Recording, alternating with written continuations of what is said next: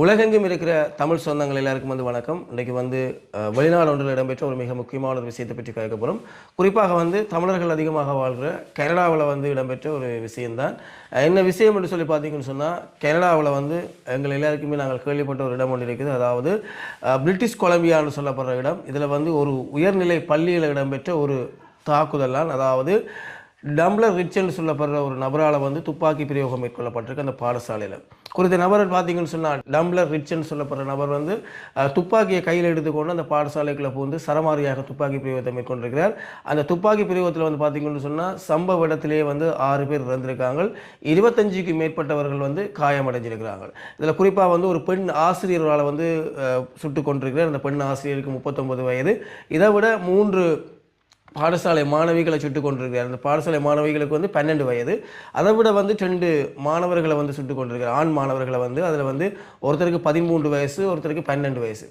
இந்த சுட்டவரை பார்த்தீங்கன்னு சொன்னால் கிட்டத்தட்ட 18 வயது மதிக்கத்தக்கவர்னு சொல்லப்படுது. இந்த டம்ளர் ரிச் என்று சொல்லப்படுற நபருக்கு இவர் பார்த்தீங்கன்னு சொன்னால் அந்த இடத்துக்குள்ள தனது துப்பாக்கியை கொண்டு அந்த பாடசாலைக்குள்ள பூந்து சரமாரியாக அந்த இடத்துல துப்பாக்கி பிரயோகத்தை மேற்கொண்டிருக்கிறார்.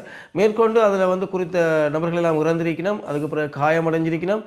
அதை அவதானிச்சு போட்டு அவரும் அந்த சம்பவ இடத்திலே தன்னைத்தானே சுட்டு இறந்து தற்கொலை செய்து கொண்டிருக்கிறார். அப்போ இதில் பார்த்தீங்கன்னு சொன்னால், இந்த நபர் யார் என்று சொல்லியெல்லாம் விசாரிக்க பார்த்தீங்கன்னு சொன்னால், இந்த நபர் ஒரு 39 வயதான தாயினுடைய மகன். இவருக்கு ஒரு வளர்ப்பு சகோதரன் இருக்கிறார். அவருக்கு 11 வயது என்று சொல்லப்படுது. இவர் குறிப்பாக பார்த்தீங்கன்னு சொன்னால், தன் வீட்டிலிருந்து பாடசாலைக்குள்ளே துப்பாக்கி பிரயோகத்தை மேற்கொள்கிறதுக்கு முதலே இவர் தன்னுடைய வீட்டுக்கு சென்று அங்கே இருக்கிற தன்னுடைய தாயையும் வளர்ப்பு மகனையும் சுட்டு கொலை செய்து போட்டு தான் இந்த பாடசாலைக்கு சுட்டு கொலை செய்திருக்கிறார். மொத்தமாக 8 நபர்களை கொலை செஞ்சிருக்கிறார். அது மட்டும் இல்லாமல் 25 பேரை காயமடைய செய்திருக்கிறார். இது தொடர்பாக ஒரு காவல்துறை அதிகாரி ஒரு தகவல் வெளியிடைக்க இந்த டம்ளர் ரிச் என்று சொல்லப்படுற நபர் 6 மாதங்களுக்கு முதலே இவர் பிறக்க ஒரு ஆணாக பிறந்தவராகவும் வளரும் போது அதாவது கிட்டத்தட்ட ஒரு 6 மாதங்களுக்கு முதல் இவர் அவருடைய செயற்பாடுகளில் பெண்ணினுடைய நடைமுறை பாவனைகள் அவர் பெண்ணாக மாறிக்கொண்டு வந்ததாக சொல்லப்படுது. இவ்வளவும் கிடைக்கப்பட்ட தகவல்கள். இதிலிருந்து நாங்கள் விளங்கிக் கொள்ளக்கூடிய ஒரு விஷயம், ஒரு பாடசாலைக்குள்ளே சரமாரியாக சுட்டுக்கொலை செய்யப்பட்டிருக்கிறார். அது மட்டும் இல்லாமல் தன்னுடைய பெற்றோரையும் தன்னுடைய தாயையும் வளர்ப்பு சகோதரனையும் கொலை செய்திருக்கிறார்.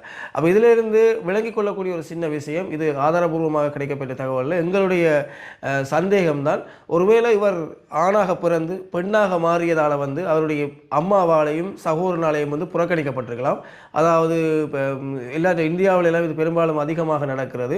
திருநங்கைகளாக மாறுறவர்களை வீட்டை விட்டெல்லாம் கிளச்சி விட்டுருவாங்க. ஒரு ஆம்பளையாக பிறந்தால் பெண்ணாக மாறுறது, இல்லை பெண்ணாக பிறந்தால் ஆம்பளையாக மாறினா வீட்டை விட்டு கிளச்சி விட்டுருவாங்க. அப்படி ஏதாவது இவருக்கு ஒரு மன அழுத்தத்தை ஏற்படுத்தக்கூடிய ஒரு விஷயம் இருந்திருக்கலாம். அதால் அந்த தாயையும் அந்த தன்னுடைய வளர்ப்பு சகோதரனையும் மன உளைச்சலில் அவர் கொலை செய்திருக்கலாம். அது மட்டும் இல்லாமல் பாடசாலையில் இருந்த அந்த வகுப்பு மாணவர்களும் அந்த ஆசிரியர்களும் இவரை ஏதோ ஒரு ரீதியாக ஒரு மன ரீதியாக ஒரு துன்பத்துக்குள்ளாக்கி இருக்கிற ஒரு விஷயம் நடந்திருக்கலாம், கேலி செய்திருக்கலாம்.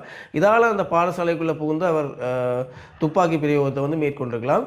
இது தொடர்பான எந்த தகவலும் எங்களுக்கு கிடைக்கல. இதுக்கான காரணம் இன்னும் கண்டறியப்படையலை. ஆனால் இதை விட இவரை தாண்டி வேறொரு நபர்களும் இணைந்து இதை செஞ்சாங்களான்றது இருக்காதுன்ற மாதிரி காவல்துறை தரப்பில் சொல்லப்பட்டிருக்குது. குறித்த நபரும் இறந்திருக்கிறார். தொடர்ச்சியாக மேலதிகமாக ஏதாவது ஆதாரங்கள், ஏதாவது எவிடன்ஸ்கள் மூலமாக இது தொடர்பான தகவல்கள் வெளியாகிக்க இது என்ன காரணத்துக்காக கொலை செய்யப்பட்டிருக்கலாம் என்ற விஷயம் வெளியாகும். அது வெளியாக உங்களுக்கு தகவலை தர காத்திருக்கிறோம். அது மட்டும் இல்லாமல் நண்பர்களே, உறவுகளே, என்ன விஷயம்னு சொல்லி பார்த்தீங்கன்னா, நாங்கள் சிறியதாக 4 பேர் சந்தோஷமாக இருக்கணும்ன்றதுக்காண்டி நாங்கள் ஒருத்தரை ஆகலும் மன உளைச்சலாக்குற ரீதியில் நாங்கள் கவலைப்படுத்துறது. அதாவது ஒரு ஆள் சந்தோஷமாக இருக்கணுன்றதுக்காண்டி ஒரு ஆளை நாங்கள் வேதனைப்படுத்தி சந்தோஷம் காண்றது, அது இப்படியான பிரச்சனைகளை கொண்டு வரலாம். இந்த பிரச்சனை, இந்த துப்பாக்கிச்சூடு நடந்ததுக்கு அவரை கேலி செஞ்சது தான் காரணம்ன்றது எங்களுக்கு தெளிவாக தெரியாது. அது சம்பந்தமான தகவலும் கிடைக்கல. இருந்தாலும் இப்படியான விஷயங்கள் உலகத்தில் நடக்கிறது அதிகமாக இருக்குது. ஒரு தடவை வேதனைப்படுத்தி 4 பேரை சிரிக்க வைக்கிறதால அதில் அவர்கள் வேதனைக்குள்ளாகி பெரிய பெரிய பாரதூரமான முடிவுகளை எடுக்கிற சம்பவங்களை நாங்கள் பார்க்கக்கூடியதாக இருக்குது. நன்றி சொந்தங்களே, மீண்டும் ஒரு காணொலியில் சந்திப்போம். எங்களோட சேனல் பிடிச்சிருந்தால் லைக் பண்ணுங்கள், சப்ஸ்கிரைப் பண்ணுங்கள், தொடர்ச்சியாக காணொலியோடு இணைஞ்சு கொள்ளுங்கள்.